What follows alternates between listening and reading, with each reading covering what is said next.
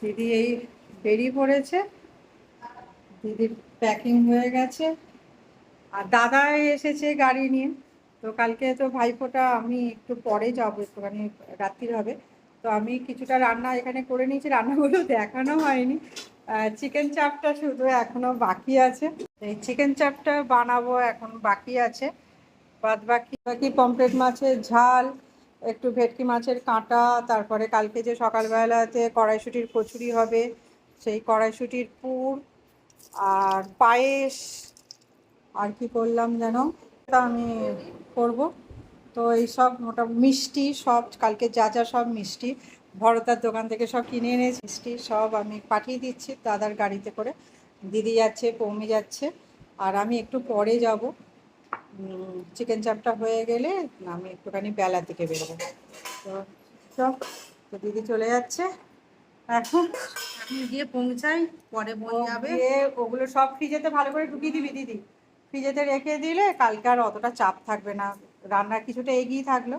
তারপর দিদি কালকে ওখানে খাসির মাংস যা করবে দিদি ওখানে করবে। আর মোটামুটি রান্না তো হাফ তো এগিয়েই গেল।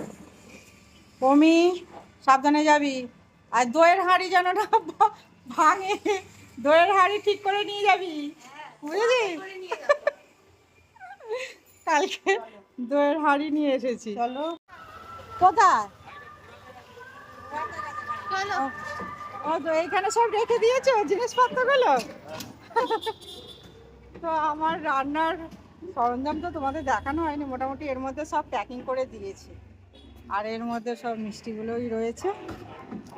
আর এই যে আসল জিনিসটাই যে ম্যাডামের হাতে যাচ্ছে, যদি কিছু হয় দেখবি, একটা লিমকা নিয়ে নিবি, জানিস না, খেতে খেতে চলে যাবি। দাদা কোথায় গাড়ি ঘোরাতে গেছে গো, ওই দেখ অবস্থা দেখ, দাদা এসে গেছে। চল দাদাকে জলটা দিয়ে দিই, জানিস দাদা ওষুধ খাবে তো। কোথায় ডিগিতে ঢোকাচ্ছে? ডিগিতে আমার আর পৌমির ব্যাগটা, ও ব্যাগটা ঢোকিয়ে দিচ্ছে, হ্যাঁ ব্যাগটা ঢুকিয়ে দে। ওই ব্যাগটা দিয়ে দাও না, এখানে বসে দাও। কোনটা? ওই ব্যাগ। মিষ্টি? না না, হ্যাঁ এইটা। হ্যাঁ ওর মধ্যে সব মিষ্টি আছে। ও আচ্ছা। এর মধ্যে ডিগিতে মিষ্টি একদমই দেওয়া যাবে না, মিষ্টি সামনে। ডিগিতে একদম গরম হয়ে যাবে যে হ্যাঁ, যাতে সামনে বস। ও সামনে দোরে হাইটেন। এতগুলো খাবার দাবার, তুই ওইখানে আমি এখানে বসবো, এই ওই দিক দিয়ে ঢোকাতে হবে। আবার ওই দিক ও রাজু ওই দিকে চলে যাও, ওই দিক দিয়ে ঢোকাও, যাও।